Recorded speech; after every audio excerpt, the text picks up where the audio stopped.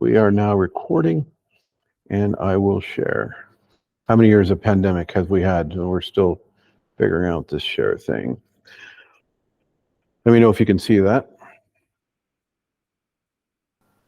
Yep, I can see that. All right. So welcome to the MIM short. We're going to talk about improvised medicine. Tom is going to pop in after this and talk a little bit about ultrasound. Everything in improvised medicine falls into somewhere in the Marsh algorithm or the CABC algorithm. Today I'm talking about prolonged field care and the use of tuning fork for fractures. So here's a video in our classroom. Let's see if I can get that to work.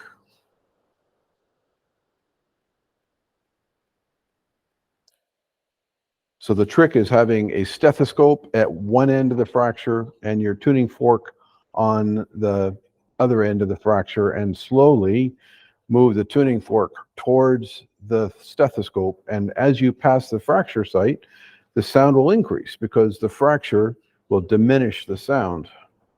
And just to make it easier for you, I have a PubMed. So this is a link if you want to scan that for a systematic review. It's a bit old. I prefer a 5-year rule, but this is 10 years old, 9 years old, but it's a pretty good review showing how to use this and how to scientifically evidence-based proof use of the poor man's ultrasound, using the tuning fork with stethoscope. And we're going to show this.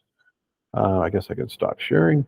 We're going to show this and other skills during the Medicine in the Mediterranean conference in February. Over to you.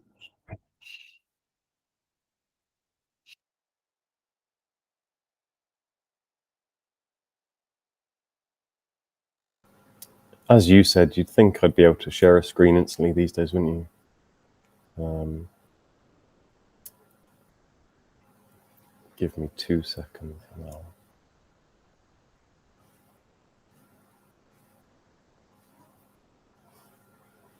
Can you guys see that okay? Make a noise, because I can't... Can you see that, Aebhric? No, I can't. Ah, troublesome. Oh, I think my screen is being challenging and telling me that my computer won't allow me to share. In which case, I'll have to improvise. So these shorts are really just to tell you some of the stuff that's happening at the Medicine in the Mediterranean conference that Aebhric just mentioned. One of the sessions we're going to run in that, one of the workshops, is going to be ultrasound. And ultrasound is becoming more popular, obviously. We're going to focus during that workshop on some of the core ultrasound skills for emergency medicine, for austere and pre-hospital ultrasound. So I've got the poor man's version of the digital pocketbook that Aebhric was showing you there. And our pocketbook does cover the core ultrasound skills. So it shows you which probe to use, how to apply it. And in this case, it's talking through the EFAST scan for trauma. So that's a bladder ultrasound. The next page is the splenorenal pouch with an example of the pitch you're looking at.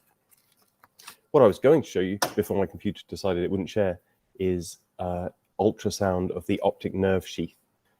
So that's one of the things we cover on our austere and pre-hospital ultrasound course.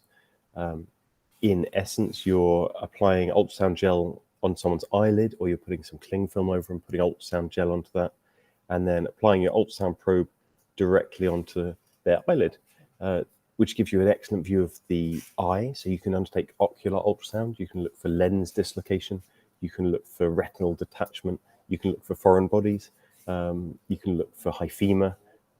So that in itself is really powerful. But then the thing we focus on in our austere courses is the utilization of ultrasound to measure the optic nerve sheath diameter. So we know the optic nerve goes straight back from your eye. We know that in essence, that's part of the central nervous system. But what more recent research has highlighted is that optic nerve sheath diameter is directly related to raised intracranial pressure. So clearly, if you're in a hospital You can put someone in a CT machine. You can get an idea of what's happening intracranially for their intracranial pathology. But pre-hospitally and in a remote or an austere setting, you can't do that. So one of the things we cover ultrasounding and measuring the optic nerve sheath diameter to get a proxy marker of whether a patient has raised intracranial pressure. That might have ongoing beneficial effects for you as a provider. You could decide which hospital someone's going to. You can make that decision on transport. You could make decisions on triaging, perhaps who gets a helicopter transport first, if you can only send one patient at a time. So hugely beneficial. There's two papers I think that are really interesting in relation to this that we can link alongside this video. One demonstrates that it's safe and effective to acquire that ultrasound view in a moving ambulance or a moving helicopter, which I think is very impressive. There's clearly some great research going on there. And the second paper is monitoring the effects of ambulance movement in itself on intracranial pressure. So we know that acceleration and deceleration in an ambulance theoretically changes intracranial pressure. And we have previously been able to see that in patients with an indwelling pressure monitor.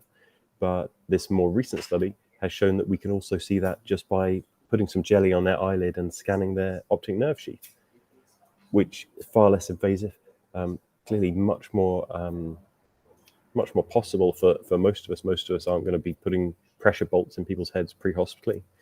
So I think it's a really nice example of some of the pre-hospital applications of ultrasound. So that's going to be another one of the workshops at our conference in Malta. I think the conference is worth coming to for the speakers and the workshops, but even if not all of those grab your attention, it's a good excuse to come down to Malta, have a holiday, stay in Valletta, do a bit of snorkeling, diving, just sightseeing. So Aebhric, yeah, I think it's going to be great. I don't know if you have anything else you want to tell these guys. No, it's in the hospital of the Hospitallers of St. John's.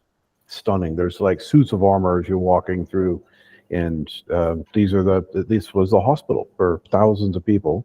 It literally had one hall that had 1,000 people in it during the conflicts in the 14th, 15th century. Yeah, it's impressive, and you go up onto the roof, and there's a guided tour that you're welcome to come on at the conference, and the view from the roof just looks out over the ocean. There's some really good history going on there. You know, that building has clearly been there since the Crusades and before. You know, it's an old building. Yeah, it's really interesting. It's great. Cool. Any questions?